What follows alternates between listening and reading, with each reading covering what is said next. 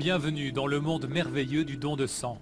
Partout dans le monde, le don de sang est un symbole de générosité.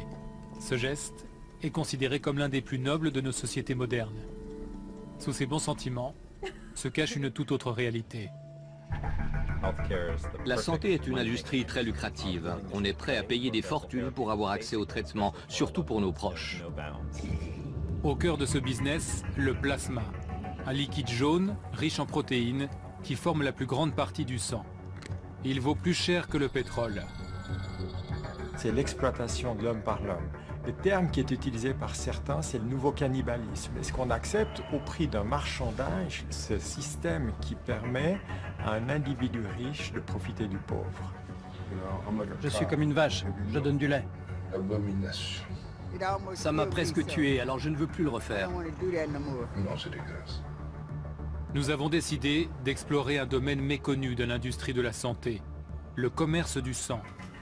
Cette enquête nous conduira en France, en Allemagne et aux États-Unis. Ils ne nous laissent pas interviewer les donneurs. Tu sais pourquoi? Parce que ce qu'ils font n'est pas juste. Ils doivent arrêter ça. Les gens veulent savoir.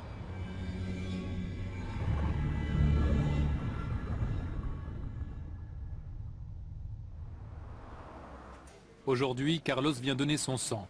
Malgré son emploi du temps chargé, il se rend régulièrement dans ce centre de collecte de la Croix-Rouge, près de Lausanne, en Suisse. Il voit dans ce geste le signe d'un engagement pour la communauté. Plus de 100 millions de dons de sang sont collectés chaque année dans le monde. En 2015, la Croix-Rouge suisse a enregistré 311 000 dons. Ce chiffre est en recul chaque année. L'organisation est en campagne permanente pour recruter de nouveaux donneurs. Avec un message clair, donner son sang, c'est sauver des vies. C'est important pour moi de venir parce que je sais que je peux aider des malades. C'est vraiment le point important pour moi. C'est ma façon de pouvoir aider des gens. Oui, c'est possible. Mais plus qu'à gauche, alors,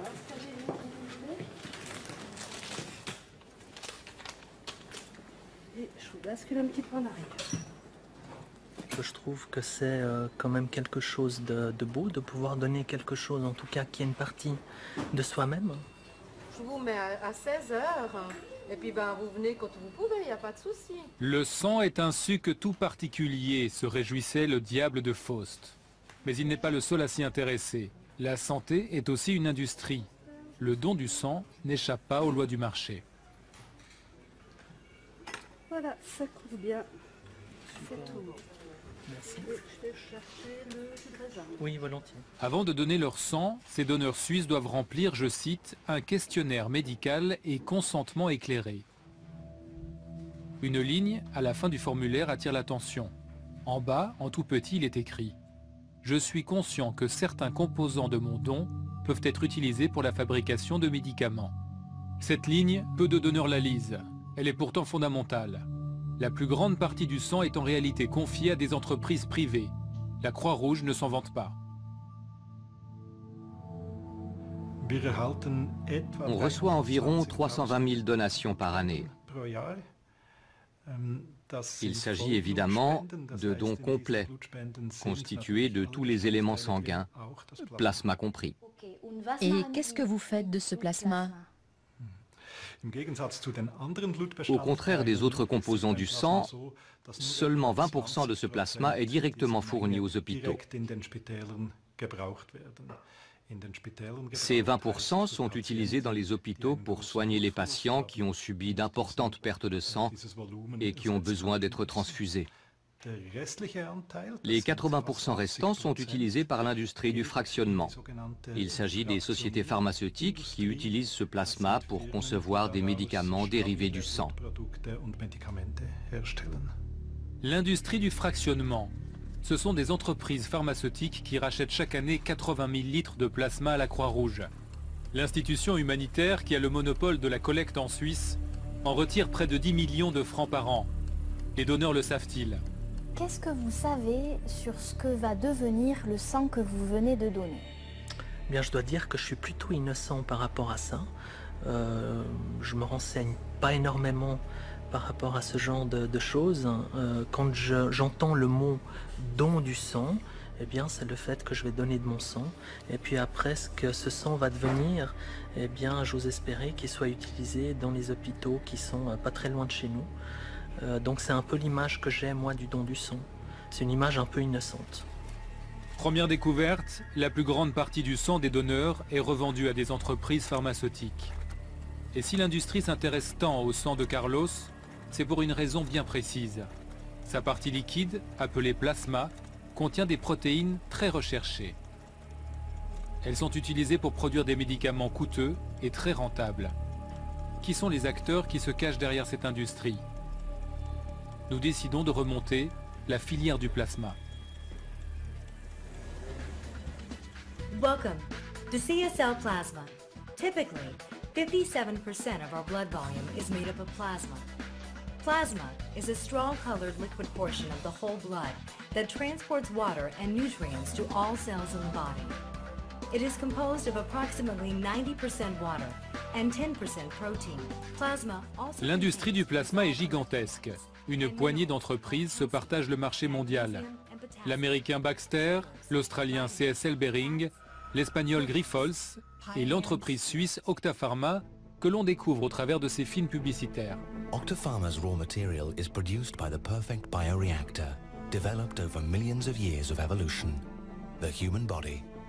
Pour ces firmes, le plasma n'est rien d'autre qu'une matière première, qui plus est, très lucrative. Les professionnels utilisent le terme de fractionnement, du nom de l'opération qui transforme le plasma des donneurs en médicaments. Pour ce faire, ils collectent, congèlent et mélangent des milliers de litres de plasma humain. Ces sociétés règnent sur un marché de 17 milliards de dollars en forte croissance.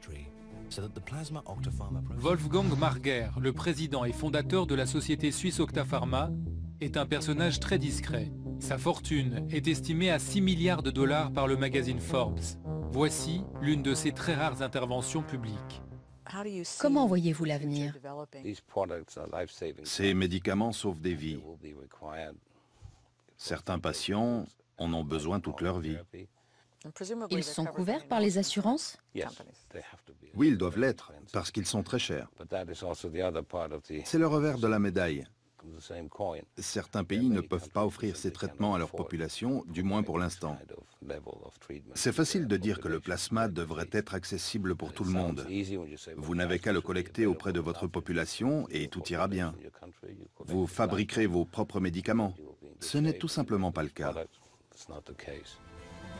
Now a truly global organization, Octapharma remains a family business dedicated to always going further to empower more patients to go further in their life adventure. Partout dans le monde, la vie de millions de malades dépend de ces traitements. Tamara fait partie de ceux-là. Aujourd'hui, elle vient recevoir son traitement à l'hôpital de Berne. Elle souffre depuis l'enfance de déficits immunitaires qui provoquent des infections à répétition.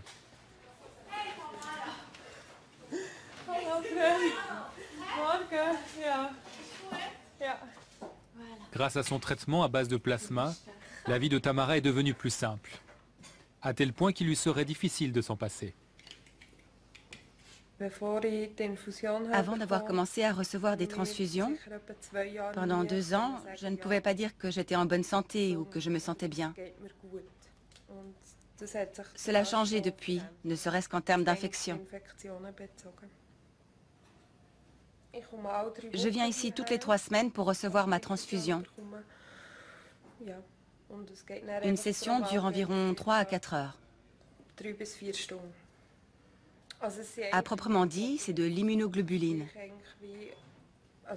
C'est une partie importante du système immunitaire. Les anticorps qu'on ne peut pas fabriquer soi-même nous sont donc ajoutés extérieurement.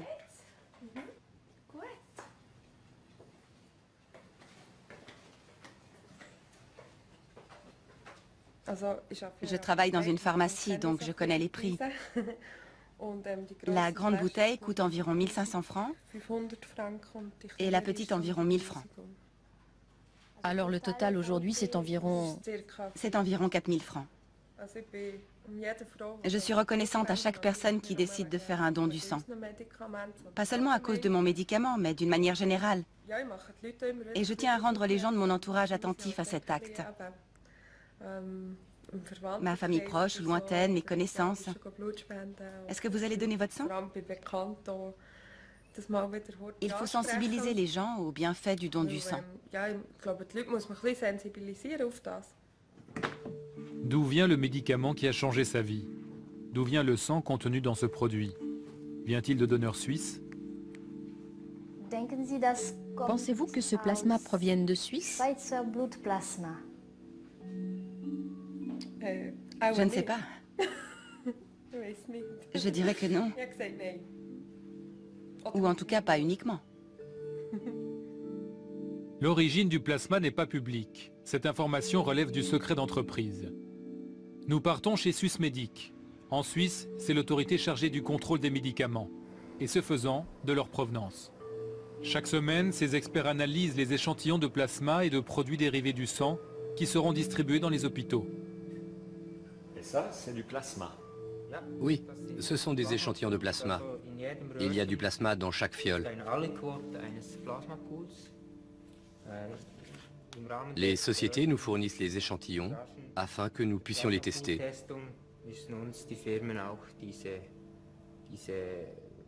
Nous nous assurons que chaque échantillon est sain. Nous dépistons diverses maladies telles que le VIH, l'hépatite B, l'hépatite C, etc. Est-ce qu'on peut regarder d'où viennent ces lots de plasma? De quel pays? On peut, oui. Ouais. Mais c'est pas pour le film. On peut pas filmer la page? Okay. C'est à la firme qui fournit le plasma. Ce document appartient à la firme.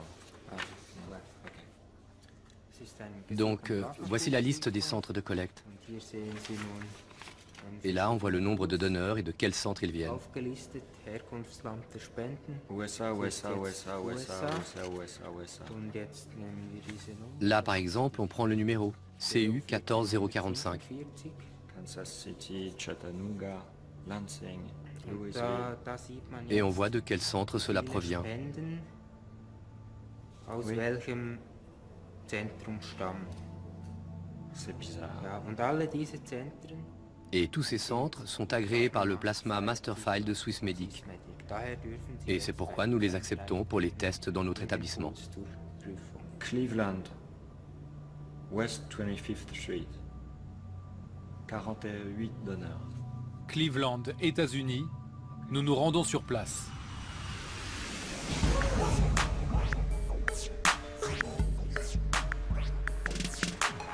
« 25e rue Ouest. Voici l'adresse qui figurait sur le registre de Swissmedic. Une partie du plasma utilisé dans les médicaments vendus en Suisse vient donc d'ici. Ce centre de collecte appartient à la firme australienne CSL. Donnez votre plasma, sauvez des vies. Gagnez jusqu'à 200 $ par mois. Partout, nous découvrons des messages publicitaires qui indiquent que les volontaires sont payés en échange de leur sang. Contrairement à la plupart des pays européens, les États-Unis permettent donc de rémunérer les donneurs. La pratique est légale.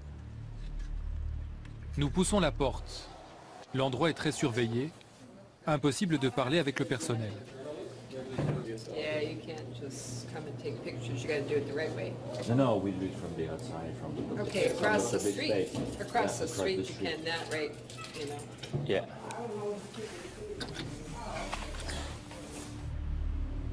Le centre est installé dans une des banlieues les plus pauvres de la ville.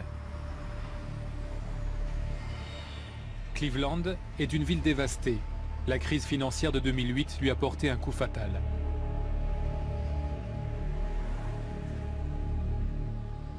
Le pasteur Lester Williams connaît bien la réalité de ce quartier. Parmi les fidèles de sa petite église, beaucoup vendent leur plasma.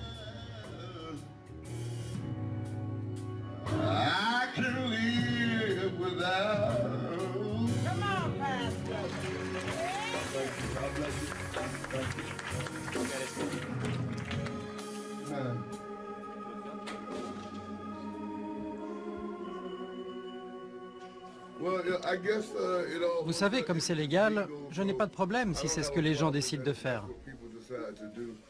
Ce qui est étrange, c'est que les sociétés continuent d'appeler ça un don. Mais est-ce un don quand on paye quelqu'un en échange? Ce n'est pas un don. Ce n'est pas un don gratuit. Ils exploitent des gens en profitant de leurs conditions économiques. Ce n'est en aucun cas un don. Ils les payent. Et est-ce qu'ils facturent ensuite la Suisse pour ce plasma? Oui. Cela signifie qu'ils se font de l'argent dans les deux sens. Parce que l'argent qu'ils donnent à ces gens, ce n'est vraiment pas beaucoup.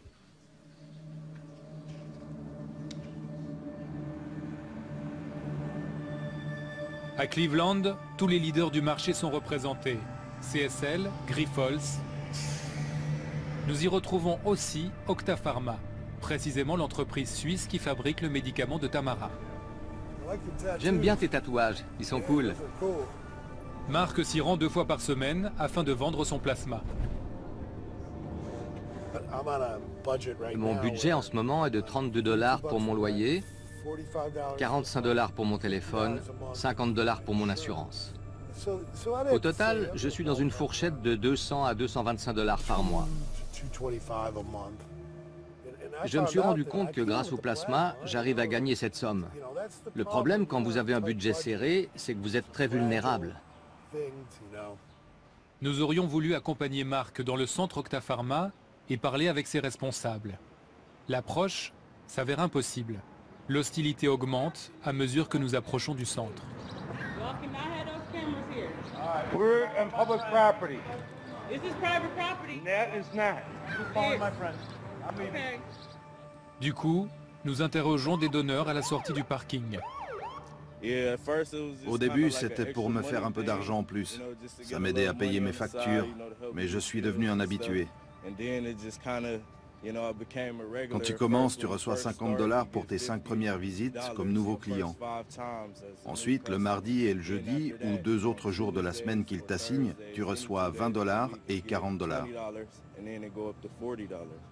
Vous donnez votre plasma depuis quand? Depuis 1 an.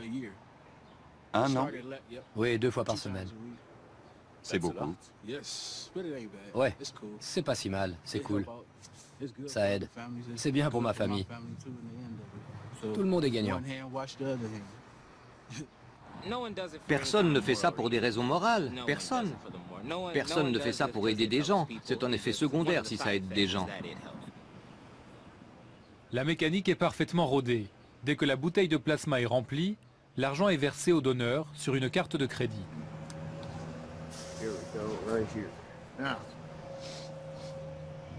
Ça, c'est une carte bancaire de la banque du plasma. C'est comme une carte Visa classique. Ils créditent votre carte immédiatement après la collecte. Parfois, ils oublient de mettre l'argent sur votre carte. Et vous devez appeler le numéro sur la carte. Parce que si vous n'appelez pas, vous allez vous retrouver sans argent.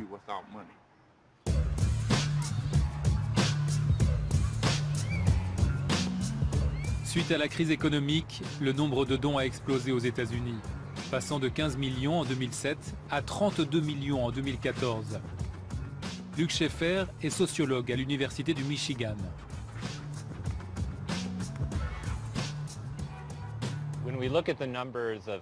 Le nombre de familles qui déclarent gagner moins de 2 $ par jour et par personne, peu importe le mois, a plus que doublé sur une période de 15 ans. Et le nombre de familles qui utilisent des coupons alimentaires a triplé. La demande en matière d'aide alimentaire d'urgence explose. Tout pointe dans la même direction. Nous sommes entrés dans la clinique de dons de plasma un peu plus loin et nous avons demandé aux gens pourquoi ils étaient là. Ils ont perdu leur emploi et ils n'arrivent pas à retrouver du travail. Dans bien des cas, c'est l'unique source de revenus du foyer. C'est leur seule option. Nous retrouvons Marc à la sortie du centre. Les choses ne se sont pas passées comme il le voulait. Il a été refusé à l'accueil parce que sa pression artérielle était trop élevée. Je n'ai pas pu donner aujourd'hui à cause de ma pression artérielle.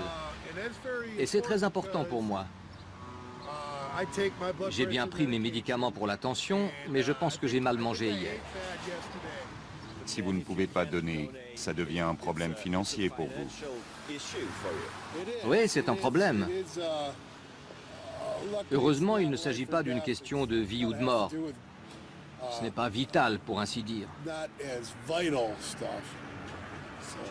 Néanmoins, je vais devoir demander un prêt à un ami. Mais ça va s'arranger. Je vais faire baisser ma tension. C'est pour ça que c'est important pour moi de la contrôler régulièrement.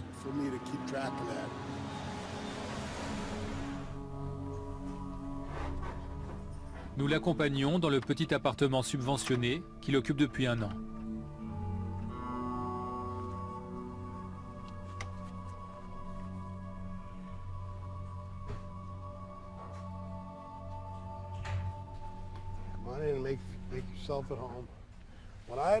Quand j'ai eu mon infarctus il y a 3 ans, je suis allé chez le docteur. Pour être honnête, je buvais beaucoup, je consommais des drogues, je mélangeais beaucoup de mauvaises substances. Le jour suivant, je me suis rendu à la Cleveland Clinic, l'un de nos meilleurs hôpitaux de Cleveland. Dans le monde des gens désargentés, vous êtes classé en fonction de vos revenus. Ça signifie que vous pouvez aller à l'hôpital et bénéficier de soins gratuits. Lorsque j'ai été reçu, la responsable m'a dit que j'étais très en dessous du seuil de pauvreté. Très en dessous? Vous savez, il y a en dessous et très en dessous. Ça m'a ouvert les yeux.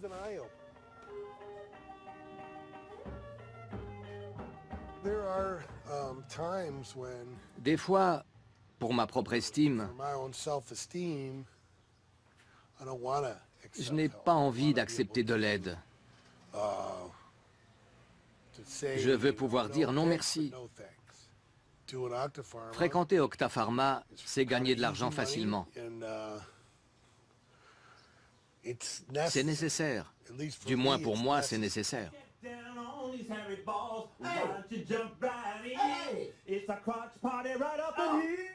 Pour Mark, comme pour un grand nombre de donneurs américains, le sang est l'ultime revenu. S'il tombait malade et qu'il ne pouvait plus donner, il se trouverait sans ressources. Mais à la longue, tous ces prélèvements pèsent sur son état de santé. David Margolius est médecin dans le plus grand hôpital public de la ville. Metro Health est le filet de sécurité de Cleveland. Nous prenons soin des gens, qu'ils en aient les moyens ou non. Pour beaucoup de nos patients, c'est l'une des seules stratégies qui leur permettent de gagner de l'argent. Les effets à long terme des dons de plasma 2 fois par semaine sont-ils documentés? Je n'ai trouvé aucune documentation sur les effets à long terme. Je sais que mes patients qui sont donneurs de plasma sont fatigués. Ils ont des maux de tête, mais au-delà de ça, tout ce que je sais, c'est qu'à la Croix-Rouge, les dons sont mensuels, alors qu'ici, ils donnent 2 fois par semaine. Nous avons parlé aux donneurs. L'un de mes patients ne peut peut-être pas payer les factures de son téléphone portable ou son loyer. C'est plus problématique pour sa santé que les effets des dons. Parce que s'il n'a pas de téléphone portable, il ne peut ni trouver d'emploi, ni payer ses factures, et il mourra de froid. C'est un vrai dilemme.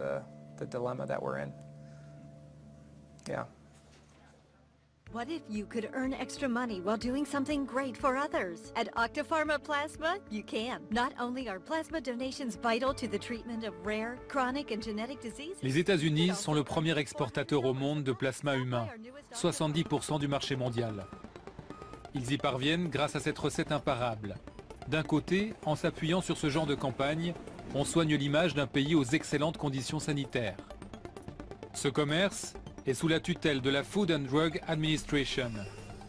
Un tampon marqué FDA est un gage de qualité qui permet d'ouvrir les portes du marché international. Chaque semaine, le plasma congelé est expédié par bateau, principalement vers l'Europe, et ceci par cargaison entière. C'est l'autre aspect de la recette américaine. Des foules de pauvres prêts à vendre leur sang. Ils offrent un réservoir sans limite de matières premières. Nous voulons comprendre dans quelles conditions cette récolte se déroule. 7 h du matin, à Cleveland, sur le parking d'Octapharma. Je ne peux plus le faire. Je laisse ça aux autres. Je me suis évanoui. Je ne veux plus le faire. La dernière fois que j'y suis allé, ça m'a presque tué. Je ne veux plus le faire. J'ai un job maintenant, Dieu merci. C'est un travail. Je fournis un produit. Je suis comme une vache. Je donne du lait. Ces récits évoquent des cadences industrielles et des contrôles lacunaires. Face aux autorités, pourtant, Octapharma assure qu'elle procède à un suivi très strict des donneurs. Mais si tel est le cas, pourquoi l'entreprise suisse nous refuse-t-elle toujours l'accès à ces centres? Pourquoi nous interdit-elle de parler à ses employés? Comment sélectionne-t-elle réellement ses donneurs? Pour le vérifier, nous devons aller voir nous-mêmes en caméra discrète.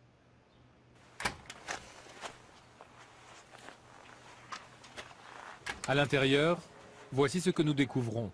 Ce sont des machines qui interrogent les donneurs.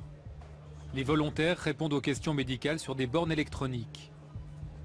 Un seul examen physique, les employés mesurent la pression artérielle des candidats. Une précaution qui vise surtout à éviter que les donneurs ne s'évanouissent lors de la prise, ce qui ralentirait toute la chaîne. Dans la salle, on constate qu'aucun siège n'est vide. Les donneurs s'enchaînent sans récupérer. Une rotation incessante, 12 heures par jour, 7 jours par semaine. Dans ce contexte de contrôle sommaire, tout repose donc sur la parole donnée. Le don rémunéré présente un danger. Il incite les donneurs à mentir sur leur état de santé. La récompense attire aussi une population très à risque, qui a parfois des secrets à cacher. Ils vous demandent si vous avez couché avec des porteurs du sida, si vous avez des tatouages, des marques sur le corps. Des tas de questions bizarres. Mais il suffit de répondre non, c'est tout. C'est pas sorcier. C'est l'ordinateur qui t'interroge. Tu réponds non, non, non. Mais qui peut vraiment savoir si je n'étais pas en train de mentir quand j'ai déclaré que mon tatouage avait plus de 2 ans? On dirait que c'est une cicatrice, mais en fait, c'est là qu'ils m'ont fait sauter la veine. On dirait que je prends de l'héroïne maintenant. Les gens visitent le centre et utilisent l'argent pour acheter leur drogue. Mais qui suis-je pour juger mon prochain? L'été passé, le grand truc par ici, c'était la K2. Même s'ils te font passer un test de dépistage, la drogue ne se voit pas dans tes urines. Ça va te faire planer pendant 3 à 5 minutes, et après tu as besoin de la prochaine dose. Donc tu dois patienter quelques jours avant de pouvoir retourner chez Octaplasma. C'est de l'argent gratuit. Je donne mon plasma pour que je puisse avoir ma dose. Tout le monde est gagnant. Les dealers sont habitués à ce fonctionnement. Ils adorent ça. La raison est toute simple. Du moment qu'Octapharma est présent, la clientèle des dealers sait où aller pour recevoir de l'argent. Écoute, c'est simple. Tu me donnes ta carte Octaplasma et moi, je te donne un sachet de drogue. Parce que je sais que quand tu vas là-bas, l'argent va se retrouver sur cette carte. Mais je vais bien m'assurer que tu ailles au centre, parce que je n'accepterai aucune perte. Je vais t'emmener au centre et m'assurer que tu y rentres pour effectuer ton travail. Comme ça, je sais que je vais recevoir ton argent. Et quand tu as fini, tu viens me voir et on recommence le même processus.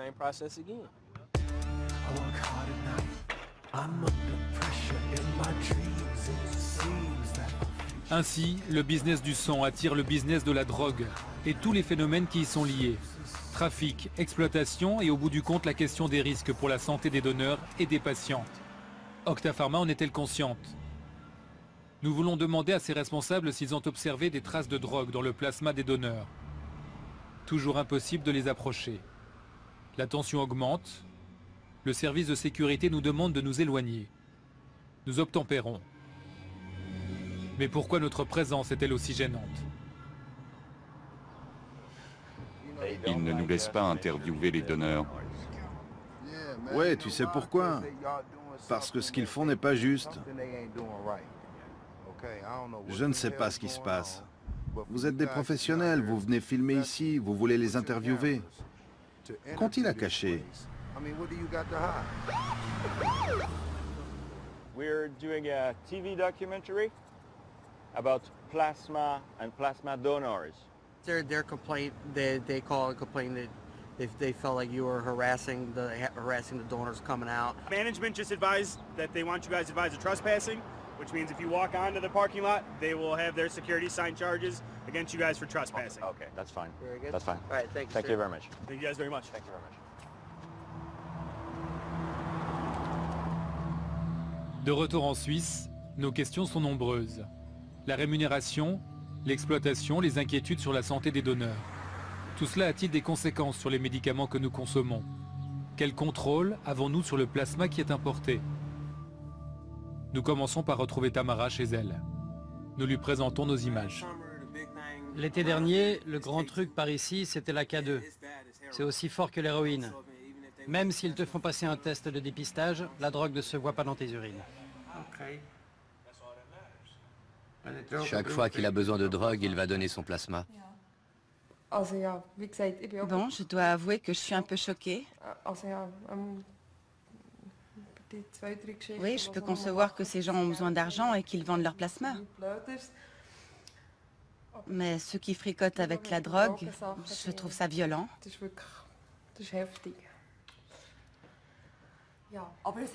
Ce qui m'a le plus impressionné, c'est le nombre de personnes couchées dans ces centres.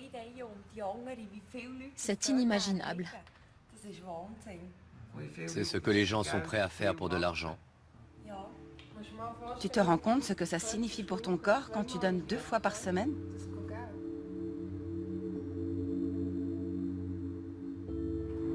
Lorsque nous étions allés les voir, les experts de Swissmedic nous avaient assuré que le plasma des médicaments vendus en Suisse ne venait pas de donneurs rémunérés. L'origine du plasma est précisée dans ce document. On trouve d'où il vient, de quel pays, et s'il provient d'un don rémunéré ou pas. Et nous devons déclarer que c'est non rémunéré. Ça veut dire que ce produit vient des États-Unis de dons non rémunérés. C'est exact. Quand c'est écrit non rémunéré, c'est non rémunéré. Le don rémunéré est une industrie aux États-Unis. Oui, oui, mais le plasma que nous utilisons en Suisse provient de dons non rémunérés.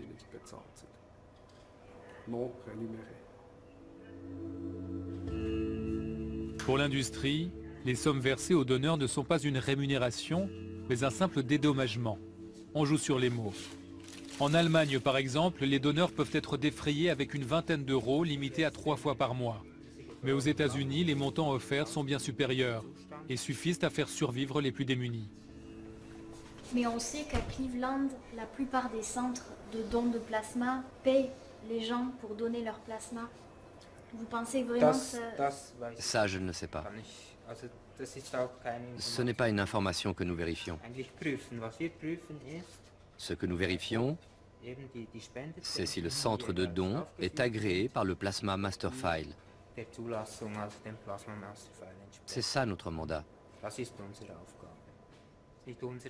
Le Plasma Master File, un document de plusieurs centaines de pages où les entreprises décrivent le plasma et ses origines. De nombreux détails techniques, mais rien sur la réalité des méthodes. Et visiblement, les experts de Swissmedic n'en savent pas plus. Vous avez déjà vu un centre de collecte de dons aux États-Unis, de CSL par exemple, ou de Octa Pharma? Non. Vous savez comment ça se passe là-bas? Non. Est-il logique que le régulateur se pose aussi peu de questions?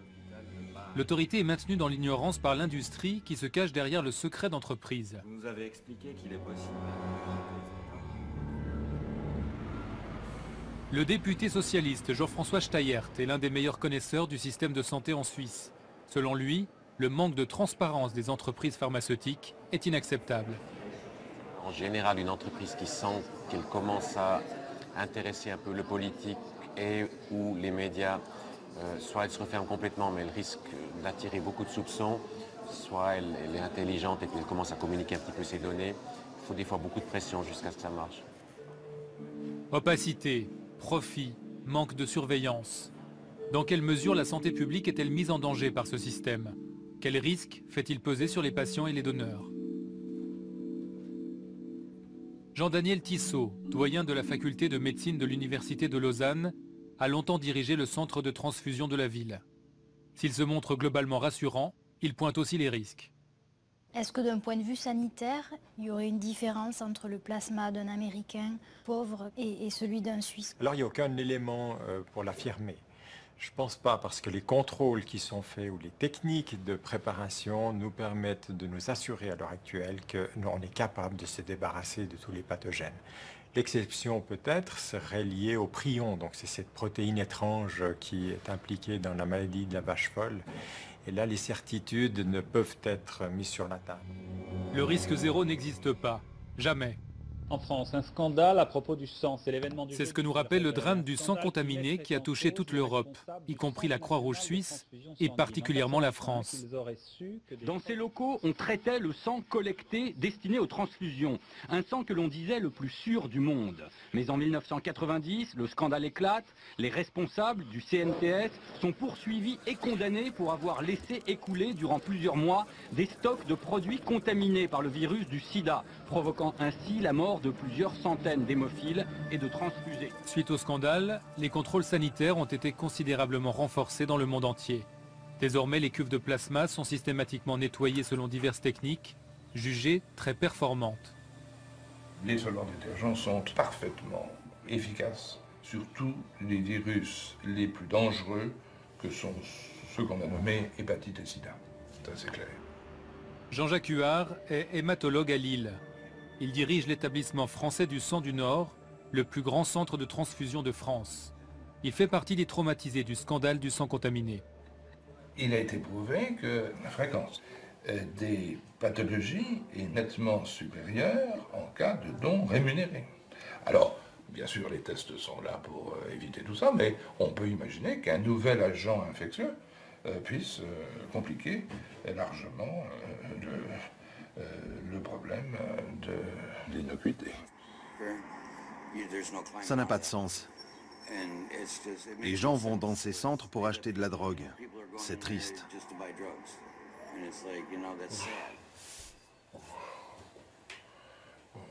L'abomination. Non, c'est dégueulasse. Aujourd'hui, les contrôles sont jugés efficaces, du moins dans le spectre des risques connus. Mais il suffirait d'un nouveau virus qui passerait entre les mailles du filet et celui-ci se propagerait plus vite et plus loin. Mondialisation oblige. Le meilleur moyen pour réduire ces risques ne serait-il pas que chaque pays produise lui-même le plasma nécessaire à ses malades? C'est ce qu'affirme l'Organisation mondiale de la santé. L'autosuffisance des pays est l'un des objectifs que l'OMS soutient.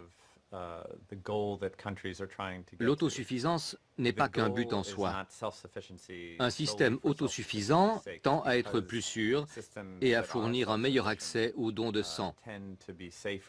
Mais de nombreux endroits dans le monde ne sont pas autosuffisants et dépendent de sources de sang externes.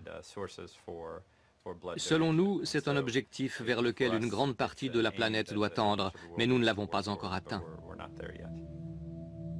L'OMS peut marteler l'importance de l'autosuffisance, le marché mondial ne va pas dans cette direction. Les États-Unis exportent toujours plus de plasma, bientôt l'Europe ne pourra plus se passer de cette matière première à bas prix. De nombreux pays, et surtout les pays européens, une partie de la Scandinavie et la France, ont pris la décision de privatiser ou de passer à la gestion privée de ces systèmes de dons.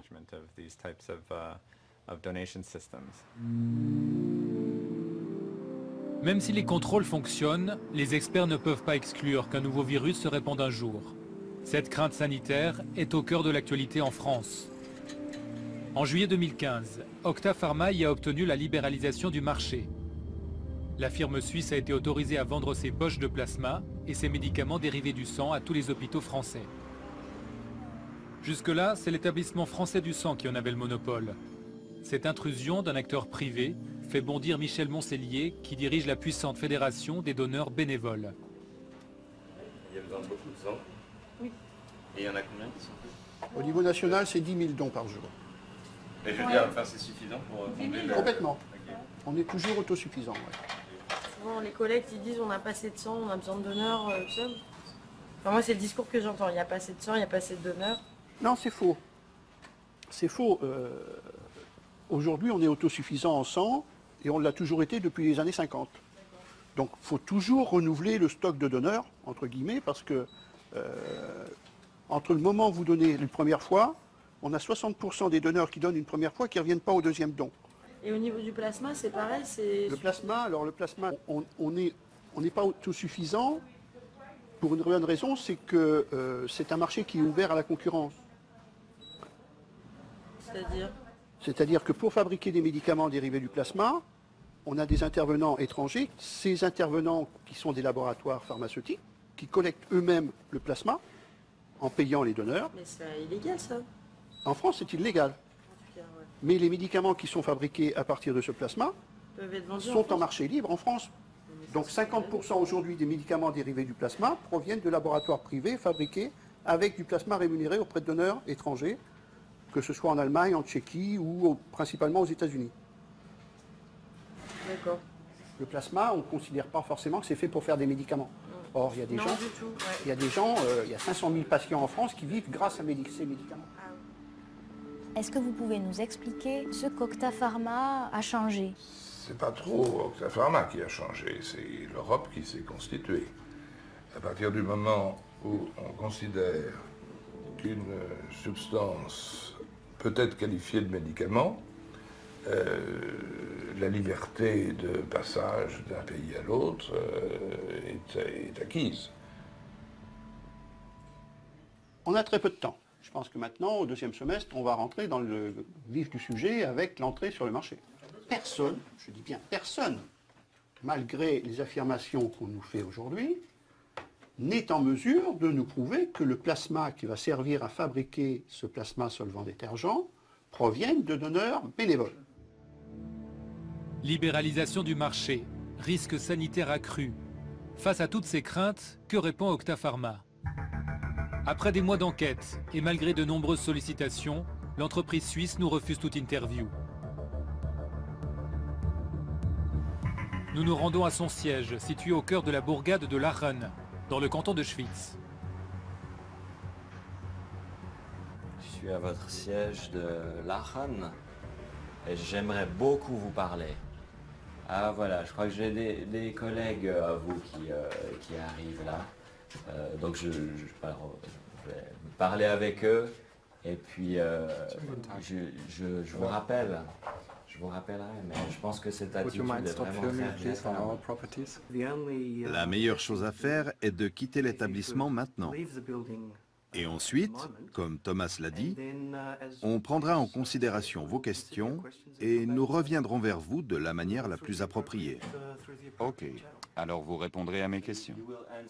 Nous répondrons à vos questions. Vous venez de dire que vous répondrez à nos questions. Sur l'injonction de la police, notre caméraman quitte le bâtiment et nous coupons les micros. Le responsable de la communication nous invite à envoyer nos questions par écrit. Il promet qu'il les transmettra aux actionnaires. En clair, rien ne se décide sans l'aval de Wolfgang Marger, fondateur et unique propriétaire d'Octa Pharma. Une nouvelle fois, les portes de l'entreprise se referment. Nous avions une longue liste de questions à poser, non seulement sur les risques sanitaires, mais aussi sur les méthodes de la firme.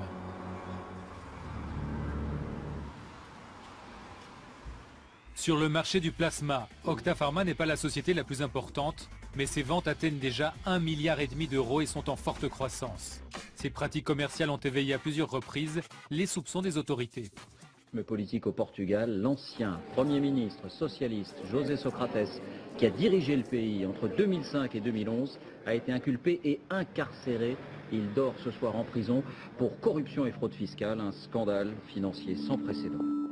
Fin 2015, l'ex-premier ministre portugais José Socrates était arrêté dans son pays dans une affaire de corruption. Il aurait reçu des fonds d'Octa Pharma alors qu'il agissait comme consultant au Brésil, où la société suisse est impliquée dans un vaste scandale dit des vampires du sang.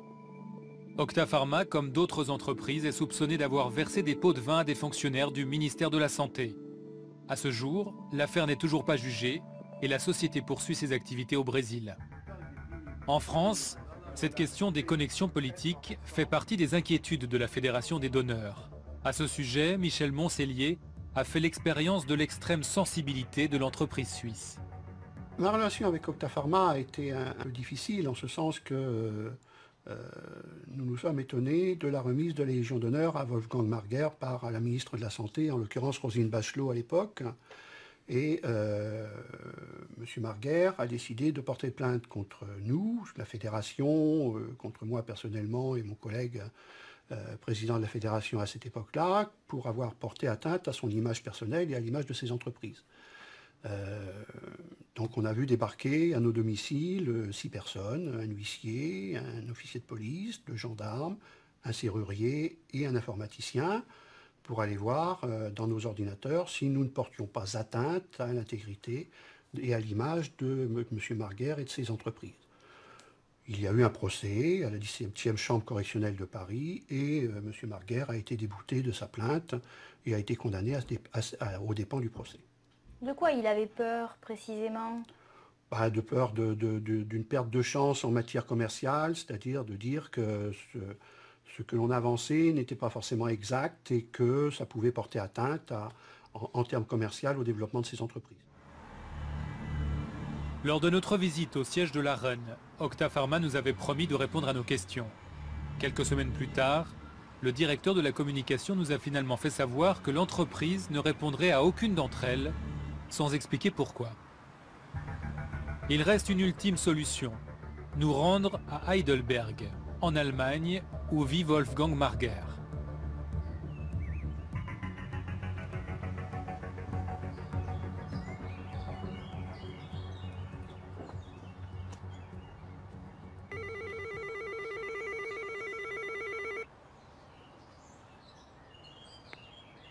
Hallo? Ja, guten Morgen. Ich möchte mit Herrn Wolfgang Marguer sprechen, bitte. Wer sind Sie? Ich bin François Pilet, ich bin ein Journalist. Hallo? Hallo? Wolfgang Marguer ne souhaite pas parler aux journalistes. Il charge la police de nous le faire savoir. Guten Tag. Dass Sie die Kamera bitte ausmachen. Können Sie sie bitte ausmachen? Et il demande d'éteindre la caméra. Yes, please. Wir sind auf der Straße. Nos questions resteront donc définitivement sans réponse. L'origine du plasma, sa rémunération, les risques liés à l'extrême pauvreté des donneurs, la détection des drogues et l'éventualité de nouvelles épidémies. Pourquoi Octapharma ne répond-elle pas aux inquiétudes de Tamara et des milliers de patients qui dépendent de ces médicaments?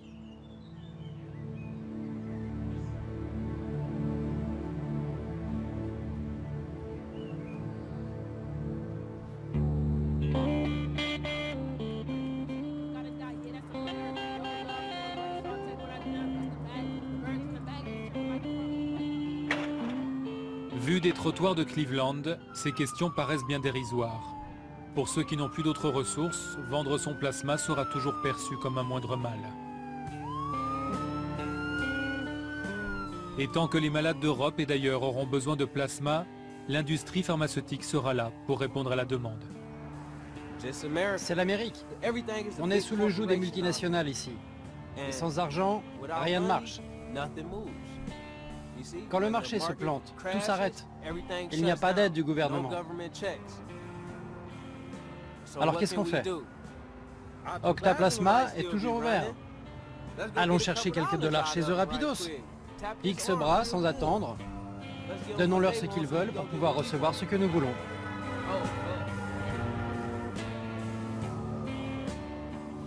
Marc est soulagé. Il a finalement pu donner son plasma et toucher ses $20. Comment était votre tension? Ma tension était plutôt bonne. Elle était plus basse qu'hier. Elle est passée à 129 sur 82. C'est plutôt bien. Qu'est-ce que vous allez faire maintenant? Vous voulez rentrer chez vous et vous reposer? Oui, je vais y aller doucement. je vais rentrer, je ferai peut-être une sieste, ce genre de choses. Marc est uni par un lien invisible à Tamara. L'industrie du plasma a rendu leur détresse indissociable. Souvent, quand je veux sortir avec mes amis, je ne vais pas bien. Je suis malade ou je souffre. Mais ma famille est toujours là. C'est le plus important pour moi.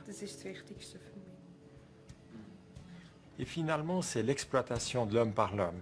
Le terme qui est utilisé par certains, c'est le nouveau cannibalisme. Et si l'on n'est pas prudent et qu'on accepte une dérive éthique par rapport à ce que c'est que le don, le bénévolat, si l'on accepte de marchander le corps, alors oui, on est capable de tout faire. Cette dérive est déjà devenue une réalité. Le sang du pauvre dans le bras du riche.